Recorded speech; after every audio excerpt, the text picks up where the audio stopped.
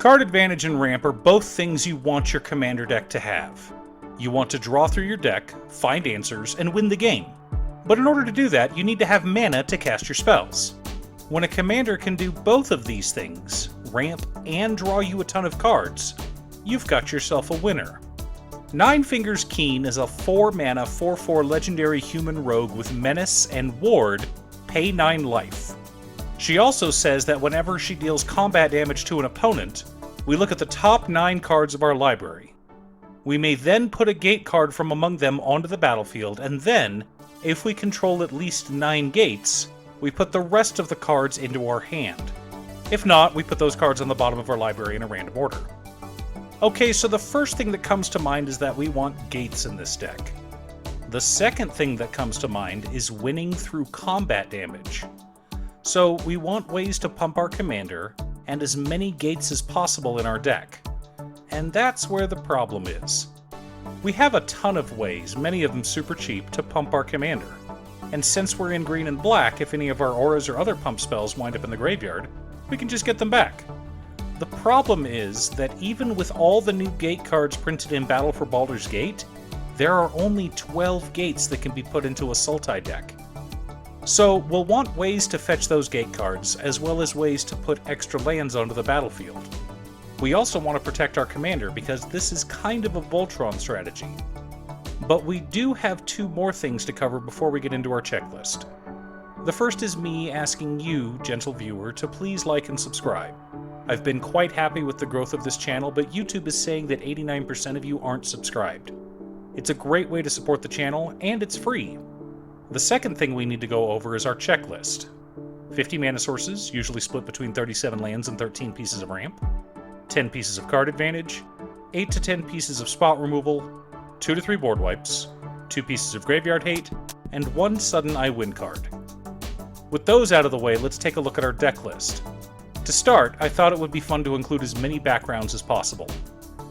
A lot of them didn't make sense, but we do have Agent of the Shadow Thieves, Candlekeep Sage, Feywild Visitor, Master Chef, Raised by Giants, Scion of Halaster, and Sword Coast Sailor. We also have a lot of auras with totem armor, including Drake Umbra, Bear Umbra, Boar Umbra, Snake Umbra, and Eel Umbra.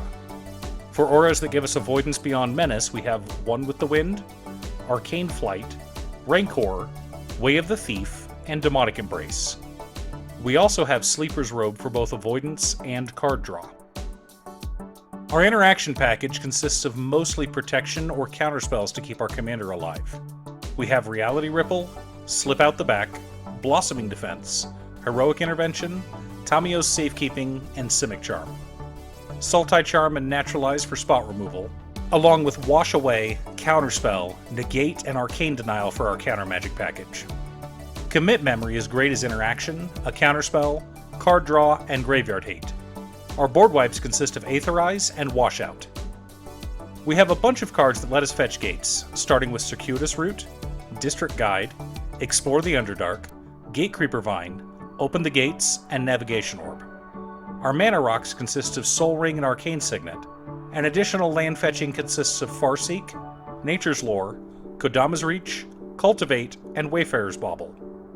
For card advantage, we've got the already mentioned Candlekeep Sage and Snake Umbra, as well as some Enchantress effects in Eidolon of Blossoms, Enchantress's Presence, Setessan Champion, Verduran Enchantress, and Shoalkraken. For graveyard recursion, we've got Eternal Witness, Timeless Witness, and Dryad's Revival. And to go with all of our gate searching, we've got Growth Spiral, Urban Evolution, and Eureka Moment. Finally, we come to our lands. To start, we have Command Tower, Exotic Orchard, Bajuka Bog for our second piece of graveyard hate, Rogue's Passage, Opulent Palace, Zagoth Triome, Rimewood Falls, Woodland Chasm, Ice Tunnel, Maze's End, Baldur's Gate, Basilisk Gate, Black Dragon Gate, Dimir Guild Gate, Gateway Plaza, Golgari Guild Gate, Gond Gate, Heap Gate, Manor Gate, Sea Gate, Simic Guild Gate, Plaza of Harmony, 10 forests, 6 islands, and 2 swamps. So let's see how our deck compares to our checklist. 51 mana sources, split between 38 lands and 13 pieces of ramp. A little heavy, but that's fine. 15 pieces of card advantage counting our commander, 8 pieces of interaction plus an additional 6 pieces of protection beyond our Umbras, 2 board wipes, 2 pieces of graveyard hate, 1 Sudden I Win card in Maze's End. So our deck checks all the boxes, is only $100 to build, is fun to play, and is on theme. Everything you want in a fun casual commander deck.